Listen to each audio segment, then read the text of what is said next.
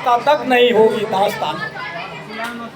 आज तक हम जिन लोगों को चुनते चले आए हैं उन्होंने हमको झूठे वादे और जुमले दिए हैं।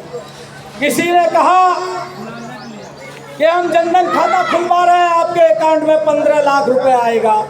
आया क्या? चार्ज है। किसी ने कहा कि हम डिजिटल इंडिया, जिससे बेरोजगारी दूर होगी। बेरोजगारी दूर हुई क्या? जब से ये सरकार आई, हमारे ईमानदार और मजबूत प्रधानमंत्री आए, आपको सबको पता है कि इन्होंने कितने संस्थान लगवाए और कितने बेच दिए। बोलो तो साथियों, मैं आपसे एक ही बात कहना चाहता हूं कि हम पता नहीं 10 बजे जीत का उद्देश्य लेके तो घर से ही नहीं निकले। लग रही थी तो यहाँ किसी पन्नी हम उद्देश्य लेके निकले हैं। आ गया आपके जो रोज की दिनचर्या के जीवन में जो आपकी हालातों की जो दुर्दशा हो रहा है, विकास के नाम पे हमको छला जा रहा है। आज के ही पेपर में मैंने पढ़ा है कि हमारे क्षेत्र के विकास में 600 करोड़ का विकास कार्य हो चुका है। तो आप खुद समझ सकते हैं 600 करोड़ का विकास कार्य जिस विधानसभा क्षेत्र में हो गया हो और हमारी झुग्गियों का ये हाल हो, तो ये कितना अच्छा वादा है, कितना सच्चा वादा है, कितना अच्छा आका है, ये आप नहीं समझ सकते। साथियों, मैं आपसे एक बात कहना चाहता हूँ कि अगर आपका आशीर्वाद मिला और हम जीतकर विधानसभा में गए, तो अपनी क्षमता के आधार पे हम पूरा प्रयास करेंगे कि आपका काम करें। और यदि हम नहीं जीतते हैं तो हम ये आपको वादा करते हैं, हारने के बाद भी आप हमको एक वोट की सपोर्ट करोगे तो हम आपकी आवाज यहाँ से बुलंद करके और विधानसभा तक पहुँचाएंगे। ये हमारा वादा है।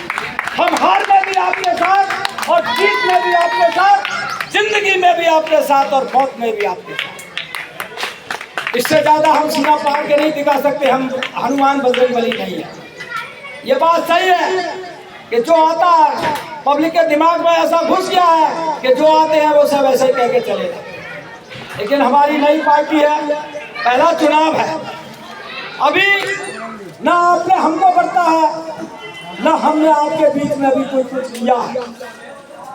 लेकिन जब हम रिश्तेदारी भी किसे करते हैं, बेटी बेटे को बिहाने भी जाते हैं, एक दूसरे पे भरोसा करके ही संबंध जोड़ते हैं। बरतने के बाद पता चलता है ये संबंध हमारा कितना चलता है, कितना नहीं चलता है। तो इसी उम्मीद के साथ मैं आपसे और आपसे एक बात ये भी करता हूँ कि हमारा जो एक सफेद वाला मतदाता मांगे शपथ पत्र, उसको दोनों तरफ से पढ़िएगा और पढ़ के समझिएगा। और आपको समझने में ये लगे कि इनका विचार सही है तो हेलमेट वाले खाने का बटन दबा दीजिएगा।